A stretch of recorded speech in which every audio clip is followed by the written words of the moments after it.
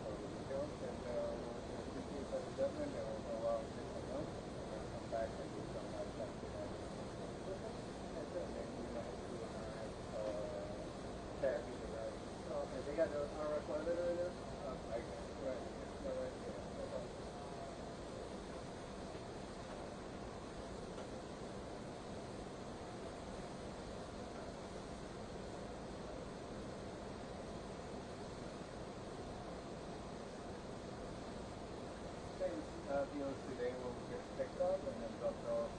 I don't know if it's going to location near it.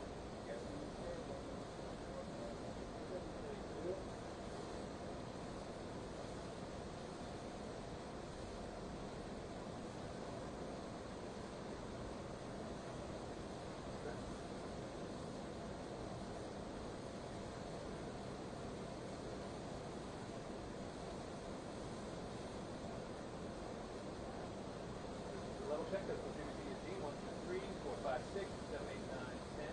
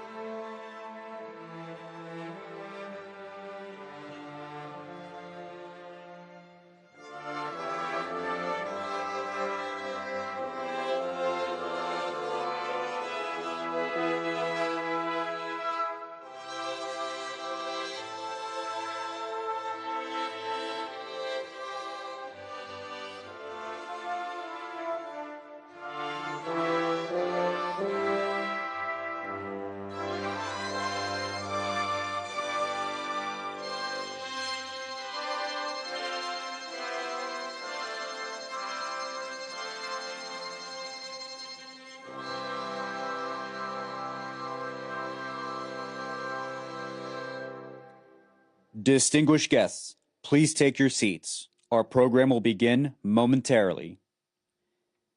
Invités distingués, veuillez prendre vos places. Le programme commencera bientôt.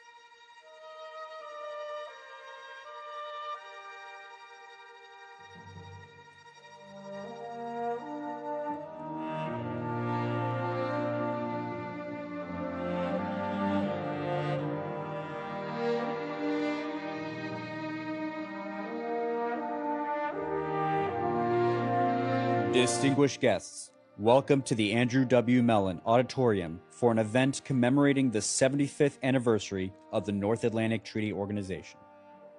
Invités distingués, bienvenue à l'Auditorium Andrew W. Mellon pour la commémoration du 75e anniversaire de l'Organisation du Traité de l'Atlantique Nord.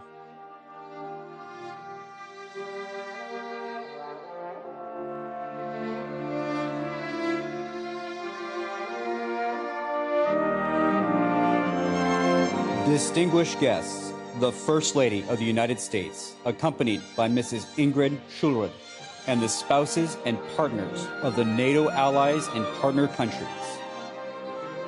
Invités distingués, la Première Dame des États-Unis, accompagnée par Madame Ingrid Schulrud, et les épouses et les partenaires des pays alliés et partenaires de l'OTAN.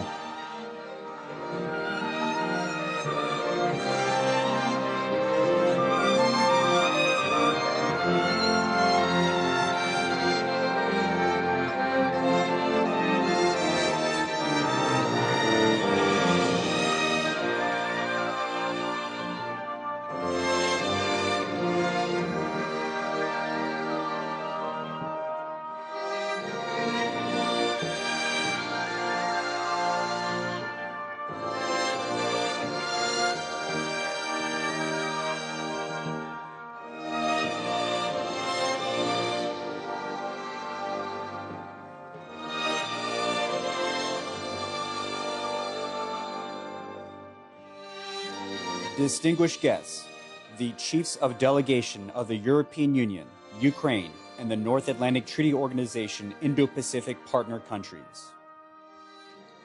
Invités distingués, les chefs de délégation de l'Union européenne, l'Ukraine et les pays partenaires indo-pacifiques de l'Organisation du traité de l'Atlantique Nord.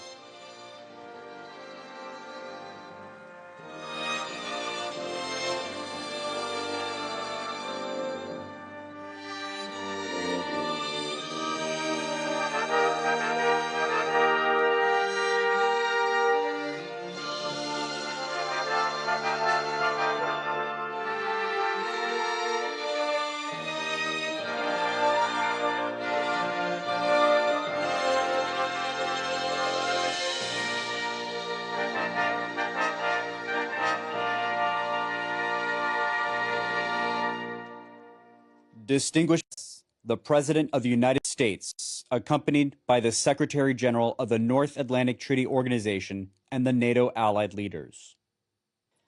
Invités distingués, le Président des États-Unis, accompagné par le Secrétaire Général de l'Organisation du traité de l'Atlantique Nord et les alliés OTAN.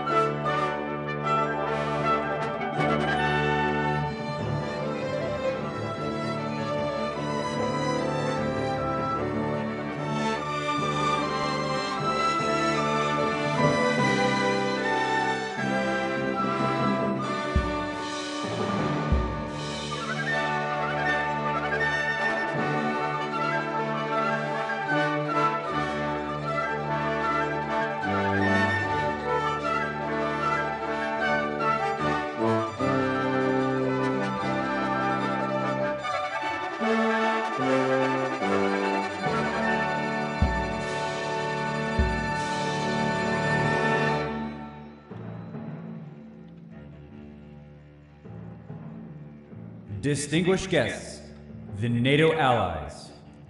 Invités distingués, les alliés OTAN.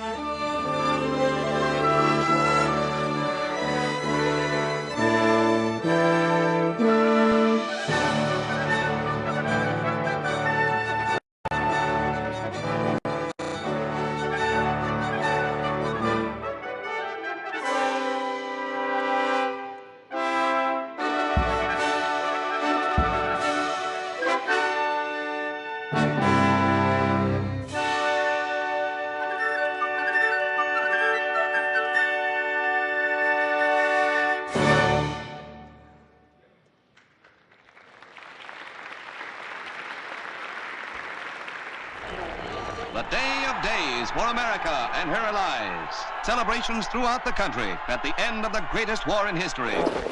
In April 1949, 12 nations came together in Washington to sign the North Atlantic Treaty. The Russians had not demobilized. They retained overwhelmingly the largest force in Europe. From Budapest come the first pictures of the battle which has shaken the world. In Berlin, bricks, mortar, wire make up what decent people call the war.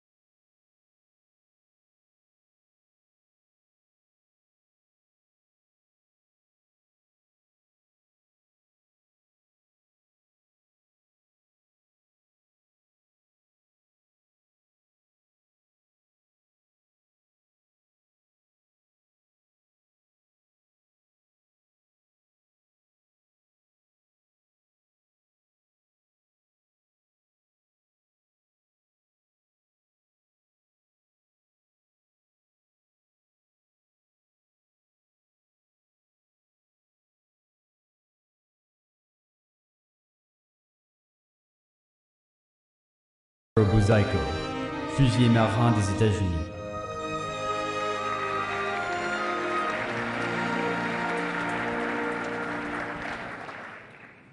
Tonight we gather to celebrate resilience, courage, and the power of transformative experiences. Mr. President, leaders, and distinguished guests, my own journey has been shaped by two profound chapters: my father's survival in a concentration camp and my service in the Marine Corps. These experiences have instilled in me resilience, offered invaluable perspective, and deepened my appreciation for life's complexities. They underscore the importance of individuals who their courage and sacrifice go beyond the call of duty. Tonight, as we come together to honor such remarkable stories and achievements, let us be inspired by the profound impact one person's journey can have on shaping our world.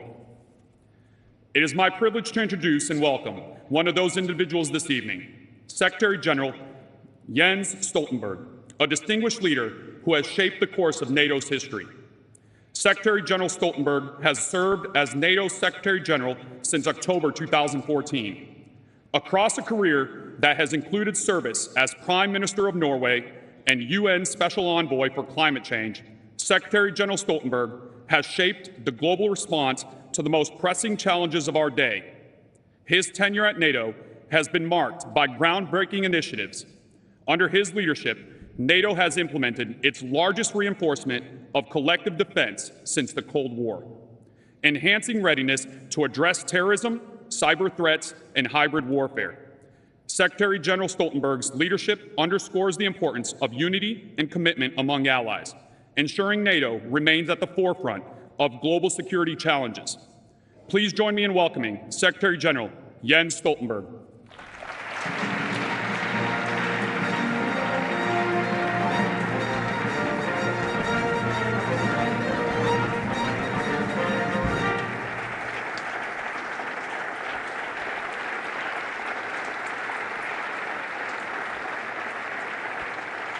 Thank you. President Biden, heads of state and government, excellencies, ladies and gentlemen. It is a great honor to be with you here today, and it's good to see so many friends. 75 years ago, in this very room, NATO's founding document, the Washington Treaty, was signed. Our alliance was created by people who had lived through two devastating world wars. They knew only too well the horror, the suffering, and the terrible human cost of war. They were determined that this should never happen again. So they founded NATO with a clear purpose: to preserve peace and safeguard freedom. A solemn promise, an ironclad commitment to protect each other. One for all and all for one. I have great respect for the Washington Treaty, not least because it is so short. Just 14 paragraphs, only a few pages. Never have so few words meant so much to so many. Peace has been preserved, freedom has been safeguarded. That makes NATO the most successful alliance in history. When I arrived at NATO 10 years ago, I was told that while it may be the most successful alliance in history, it was not the longest lasting. That honor belonged to the Delian League of ancient Greek city-states. But the League lasted 74 years. So in this 75th anniversary of our alliance, we can finally say that NATO is not only the most successful and the strongest, but also the longest lasting alliance in history.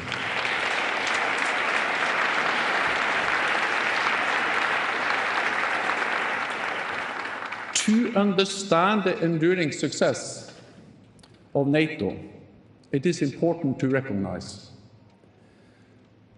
our transatlantic alliance was never a given.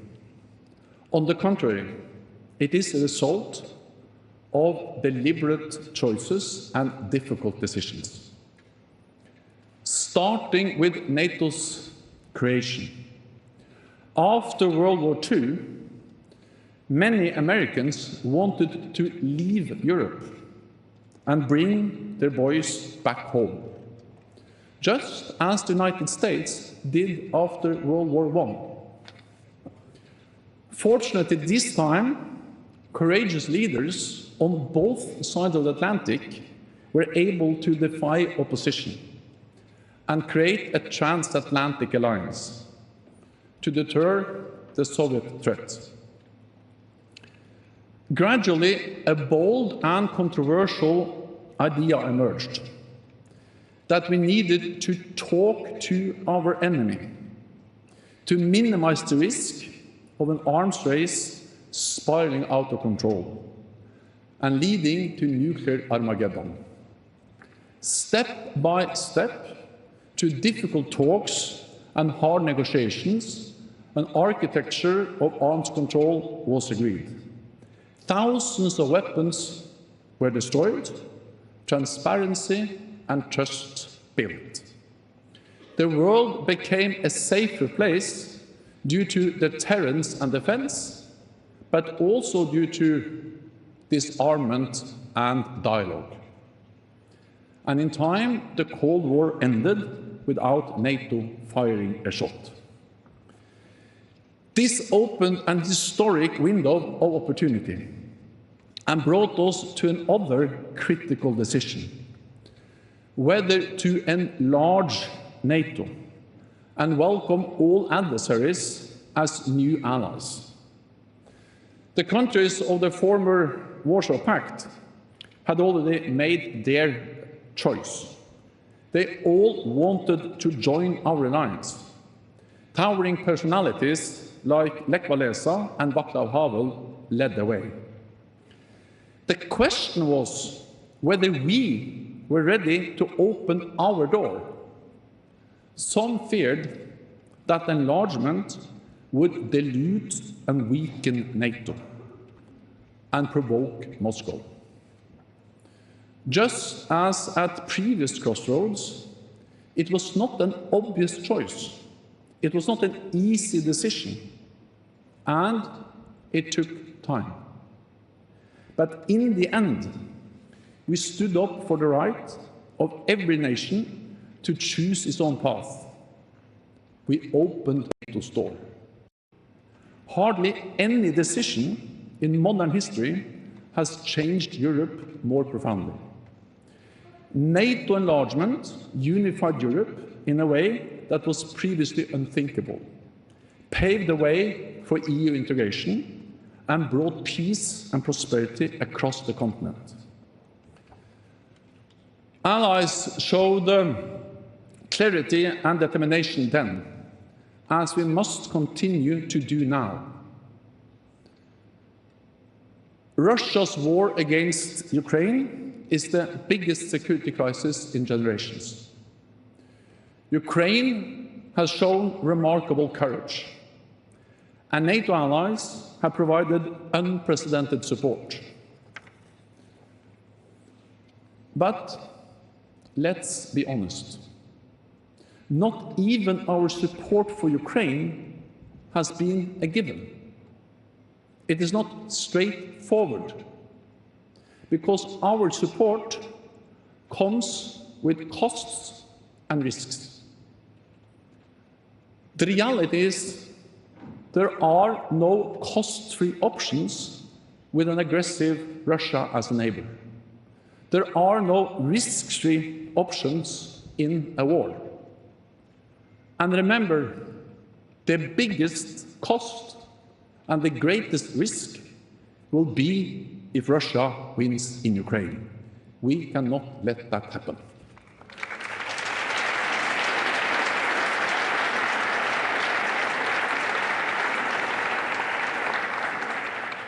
Not only would it embolden President Putin, it will also embolden other authoritarian leaders in Iran, in North Korea, and China.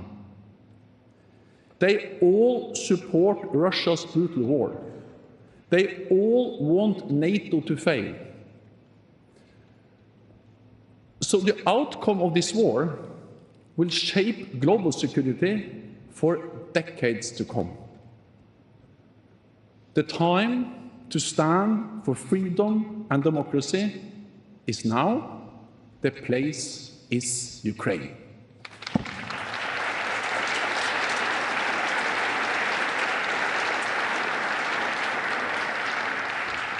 Over the last 75 years, the transatlantic relationship has weathered many storms. We are bound together not only by interests, but also by history, tradition, and values. But our alliance should not be taken for granted. It was not a given in 1949. It is not a given now. And it will not be a given in the decades to come. Everyone in this room has the responsibility as political leaders, as experts, as citizens. We must show the same courage and determination in the future as was demonstrated in the past when NATO was founded and shaped. The future of our alliance depends not least on our men and women in uniform. They put their lives on the line each and every day to keep us safe. Yesterday, I laid a wreath at Arlington National Cemetery to pay my respects for those who have made the ultimate sacrifice. We owe them an eternal debt of gratitude. We honor them all. Mr. President, dear friends, our alliance is not perfect, and we will continue to face difficult decisions in the future. I do not know what the next crisis will be, but I do know that we are at our best when we take difficult decisions with political courage and moral clarity. And I know that we are stronger and safer together in NATO. It is good to have friends. Thank you.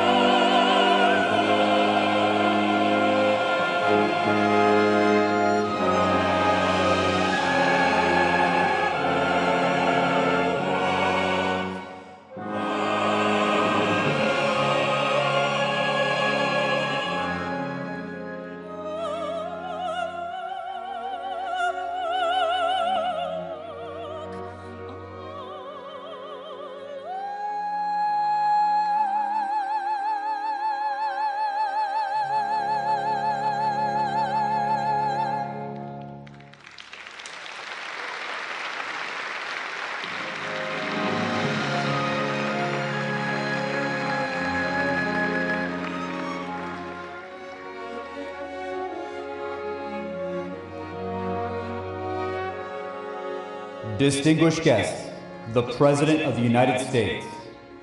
Invité distingué, le Président des États-Unis.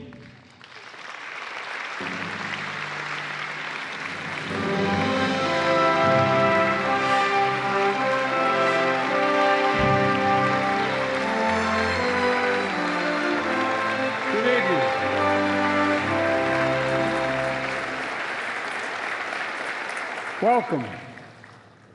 In 1949, the leaders of 12 countries, including President Truman, came together in this very room. History was watching.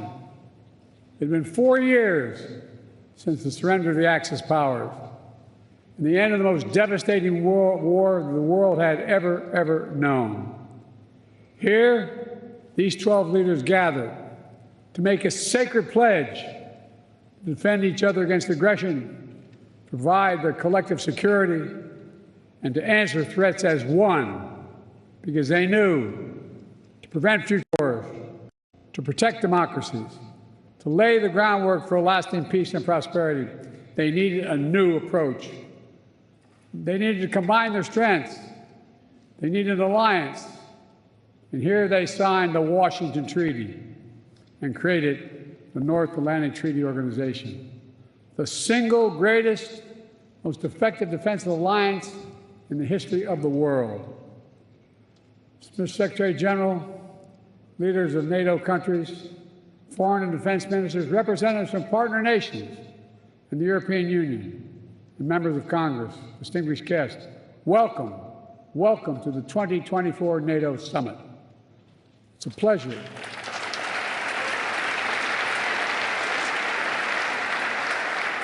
It's a pleasure to host you in this milestone year, to look back with pride at all we've achieved and look ahead to our shared future with strength and with resolve. Together, we rebuilt Europe from the ruins of war, held high the torch of liberty during long decades of the Cold War. When former adversaries became fellow democracies, we welcomed them into the alliance. When war broke out in the Balkans, we intervened to restore peace and stop ethnic cleansing. And when the United States was attacked on September 11th, our NATO allies, all of you, stood with us, invoking Article 5 for the first time in NATO history, treating an attack on us as an attack on all of us. A breathtaking display of friendship that the American people will never, ever forget. Through all this history, when great changes occurred, people would ask, can NATO adapt? And every time we proved we could adapt, and we did, evolving our strategy to stay ahead of threats, reaching out to new partners to increase our effectiveness. And here with us today are countries from the Indo-Pacific region. They're here because they have a stake in our success, and we have a stake in theirs. Today, NATO is more powerful than ever, 32 nations strong. For years, Finland and Sweden were among our closest partners. Now they have chosen to officially join NATO, and because of the power and meaning of Article 5 guarantee, that's the reason. It was the most important aspect of the alliance in 1949, and it is still the most important aspect. I'd also note, Finland and Sweden joined the alliance not just because their leaders sought it, because their citizens called for it in overwhelming numbers. Remember, NATO's character is fundamentally democratic, always has been and always must continue to be. And today, NATO is better resourced than it ever has been. I want to pause on this because it's significant. In the year 2020, the year I was elected president, only 9 NATO allies are spending 2% of their defense GDP on defense. This year, 23 will spend at least 2%. And some will spend more than that. And the remaining countries that have not yet reached that milestone will get there soon. This remarkable progress, proof that our commitment is broad and deep, that we're ready, that we're willing, we're able to deter aggression, and defend every inch of NATO territory across every domain: land, air, sea, cyber, and space. My friends, it's good that we're stronger than ever, because this moment in history calls for our collective strength. Autocrats want to overturn global order, which is by and large kept for nearly 80 years and counting. Terrorist groups continue to plot evil schemes to cause suffering. In Europe, Putin's war of aggression against Ukraine continues, and Putin wants nothing less than Ukraine's total subjugation, to end Ukraine's democracy, to destroy Ukraine's culture, and to wipe Ukraine off the map. And we know Putin won't stop at Ukraine, but make no mistake, Ukraine can and will stop Putin.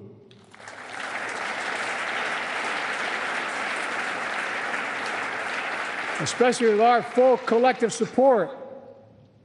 And they have our full support. Even before Russian bombs were falling in Ukraine, the alliance acted. I ordered the U.S. reinforcements at NATO's eastern flank. More troops, more aircraft, more capabilities. And now the United States has more than 100,000 troops on the continent of Europe. NATO moved swiftly as well, not only reinforcing the 4 existing battle groups in the east, but also adding 4 more in Bulgaria, Hungary, Romania, and Slovakia, essentially doubling NATO's strength on the eastern flank. Together, we've built a global coalition to stand with Ukraine. Together, we provided significant economic and humanitarian assistance. And together, we've supplied Ukraine with weapons it needs to defend itself: tanks, armored fighting vehicles, air defense systems, long-range missiles, and millions of munitions. The United States and nearly 24 allied partners have signed a bilateral security agreement with Ukraine, and more countries will follow. Today, I'm announcing the historic donation of air defense equipment for Ukraine. The United States, Germany, the Netherlands, Romania, and Italy will provide Ukraine with the equipment for 5 additional strategic air defense systems. And in the coming months, the United States and our partners intend to provide Ukraine with dozens of additional tactical air defense systems.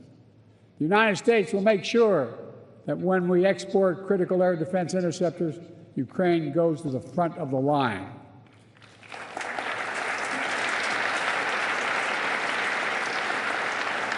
They will get this assistance before anyone else gets it. All told, Ukraine will receive hundreds of additional interceptors over the next year, helping protect Ukrainian cities against Russian missiles, Ukrainian troops facing air attacks on their front lines. Make no mistake, Russia is failing in this war. More than 2 years into Putin's war of choice, his losses are staggering. More than 350,000 Russian troops dead or wounded. Nearly 1 million Russians, many of them young people, have left Russia because they no longer see a future in Russia. And Kyiv, remember, fellas and ladies, was supposed to fall in 5 days, remember? Was still standing 2.5 years later and will continue to stand.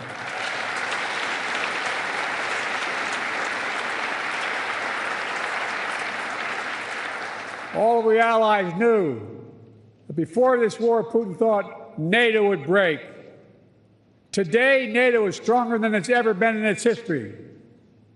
When this senseless war began, Ukraine was a free country. Today, it is still a free country. And the war will end with Ukraine remaining a free and independent country. Russia will not prevail. Ukraine will prevail.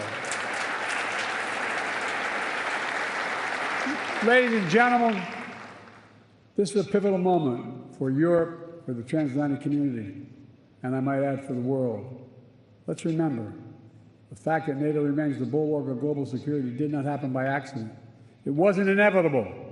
Again and again at critical moments, we chose unity over disunion, progress over retreat, freedom over tyranny, hope over fear, again and again we stood behind our shared vision of a peaceful and prosperous transatlantic community.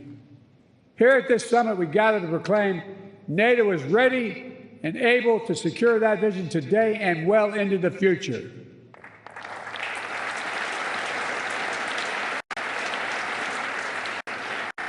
Let me say this. An overwhelming bipartisan majority of Americans understand that NATO makes us all safer. The fact that both Democratic and Republican parties are represented here today is a testament to that fact. The American people know that all the progress we've made in the past 75 years has happened behind the shield of NATO. And the American people understand what would happen if there was no NATO. Another war in Europe, American troops fighting and dying, dictators spreading chaos, economic collapse, catastrophe. Americans, they know we're stronger with our friends, and we understand this is a sacred obligation. As President Reagan put it, and I quote, "If our fellow democracies are not secure, we cannot be secure. If you are threatened, we are threatened. If you're not at peace, we cannot be at peace." Reagan knew it then, and we know it now. Our nations will continue to keep faith with what we pledged in years to come. Now, if you'll indulge me, I'd like to end my remarks in a slightly unusual way. NATO is an alliance of nations, but also made up of leaders. And one person in particular has done an extraordinary job leading NATO for the last decade. Secretary General Stoltenberg, would he come forward?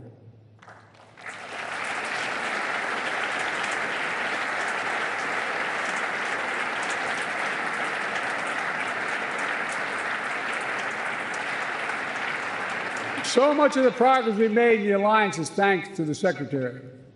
He's a man of integrity and intellectual rigor, a calm temperament in a moment of crisis, a consummate diplomat who works with leaders across the political spectrum and always finds a way to keep us moving forward. Secretary, you've guided this alliance through one of the most consequential periods in its history. I realize, I was talking to your wife, I personally asked you to extend your service. Forgive me. And you put your own plans on hold. When the Russian war in Ukraine began, you didn't hesitate. Today, NATO is stronger, smarter, and more energized than when you began. And 1 billion people across Europe and North America, indeed the whole world, will reap the rewards of your labor for years to come in the form of security, opportunity, and greater freedom. For these reasons, I'm pleased to award you the highest civilian honor the United States can bestow, the Presidential Medal of Freedom. Ask the military to come forward.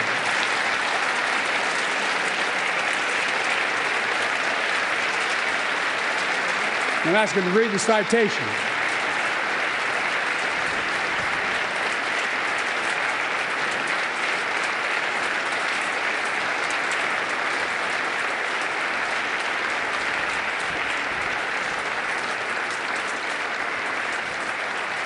The President of the United States of America awards this Presidential Medal of Freedom to Jens Stoltenberg.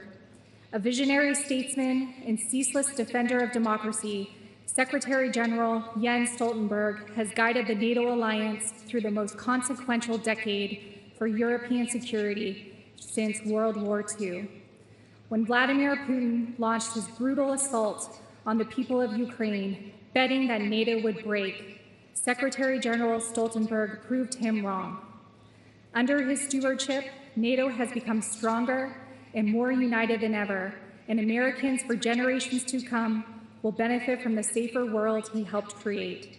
He demonstrates that the core truth of the alliance is as powerful now as it was 75 years ago. Together, we are stronger.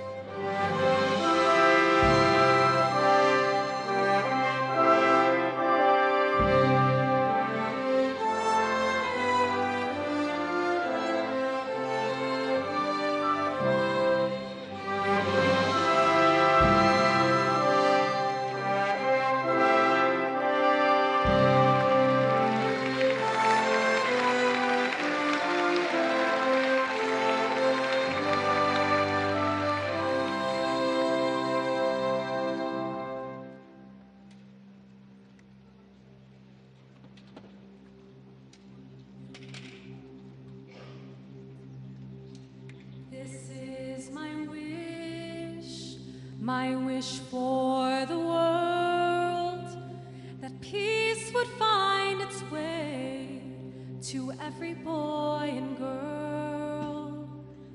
This is the time for harmony. Let love be the song that everybody sings. Lift your light and let it shine. Every voice and everyone, let there be peace on earth. Let there be peace on earth. Lift your light and let it shine. Let it shine, shine, shine. Let every voice be heard. Let there be peace on earth. I hear the sweetest sound, the sound of hope to come. Together we can bring goodwill to everyone. Let it start with you. Let it start with me. Let every nation rise and sing this melody. Lift your voice and let it shine. Loudly bells and raise your voice. Let there be peace on earth. Let there be peace on earth. Lift your light and let it shine. Let it shine, shine. Let every voice be heard.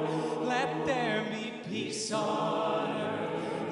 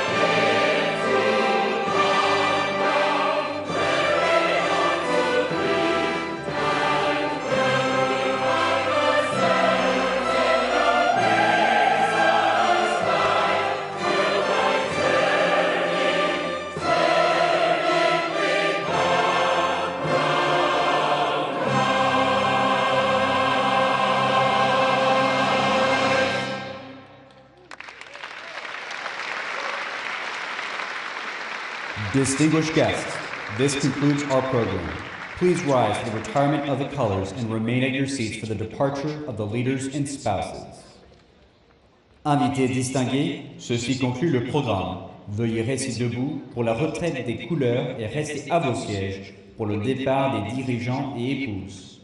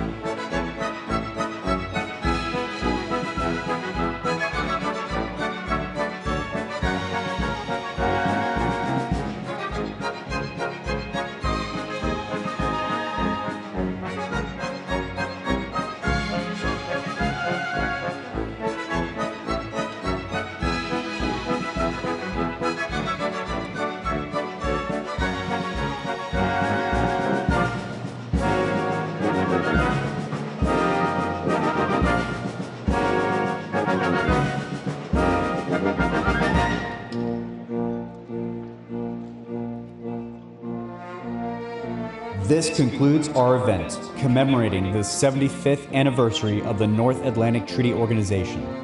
Thank you for joining us. Ceci conclut la commémoration du 75e anniversaire de l'Organisation du Traité de l'Atlantique Nord. Merci de nous avoir rejoints